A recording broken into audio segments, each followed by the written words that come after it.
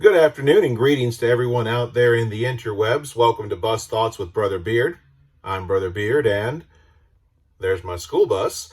On this show, I like to take just a couple of minutes every afternoon and share some of the thoughts that I have while I'm driving the school bus up and down the road and getting the little darlings to and from the school building. Today, I was thinking about the theory of relativity. Just hold on, it's not going to get too crazy in here. But I was thinking about how time passes relative to what's going on. For example, it's Friday today, and it seemed like it took about a year for us to get from Monday morning to Friday afternoon.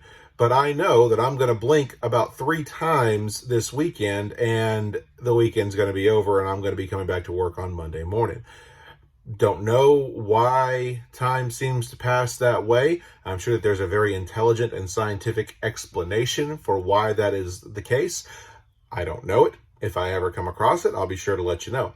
But in the meantime, I also have been thinking about creation and the creation story from Genesis and just how incredible it is. Now, whether you are a God created the earth in 6 literal 24-hour periods, or that each quote-unquote day represents a period of time in which God created these things, and day 1 may have been 24 hours, but day 2 may have been 10,000 years.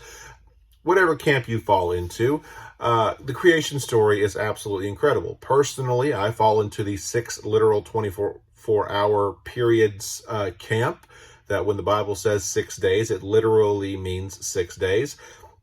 It's partially because that's what my Bible says, but also because, hey, my God is so incredible and so amazing and so powerful that he could and did create everything in existence in 6 24-hour periods. It's just absolutely astounding, but that's the power of the God whom we worship. But in creation, when he created and it began with "let there be light," you see, God not only created light sources, which the main light source for us here on Earth is, of course, our sun, which is a giant ball of nuclear-powered gas.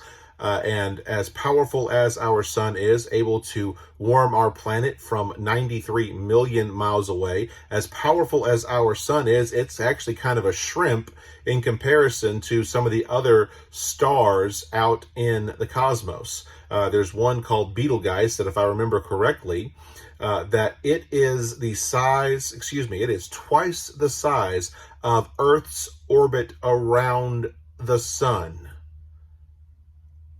It is twice the size of our orbit around the sun. This is a star that is literally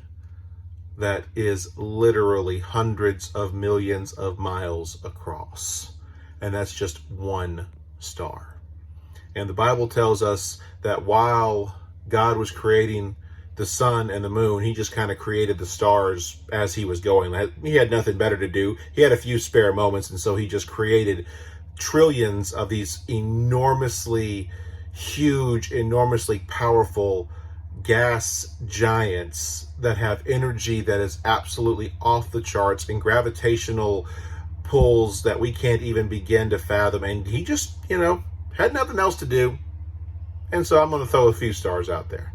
It's incredible. It's just absolutely boggles my mind to think about just how amazing God is to be able to do that. And that's just one example from creation. But what catches me, and it's one of those things where when you read the Bible and you read it several times, multiple times, that things catch you differently.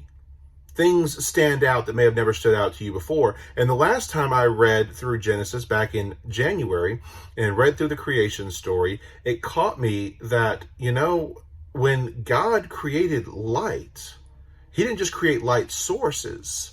He created light itself. Before God said, "let there be light," light didn't exist. And so not only did he have to invent a source of light, he had to invent light. And it's amazing. People who make things, people who, whether you write stories or you are an artist who sculpts or draws or anything else, when you create these works of art, it's incredible, but you're not creating something that is wholly new, that nobody's ever done before. A painting is still a painting. You're not inventing a new medium in which to share the art with. And that's what God did. He created something that had never existed before. He conceptualized it and brought it into fruition. And that is just amazing to me. That not only did he have to create the trillions of stars that we see in the night sky, he also created the very concept of light. And that's just the very beginning of the creation story. It gets even more amazing and incredible as you think through it and all the intricacies and everything. It's just absolutely astounding. The creation story in Genesis 1 never ceases to leave me with a sense of awe and wonder. And that's the God who wants to know me. Kind of incredible. So anyway, that's what I have for you today. Hope you're having a great day. Have a very, very good and restful weekend. God bless. Look forward to seeing y'all on Monday.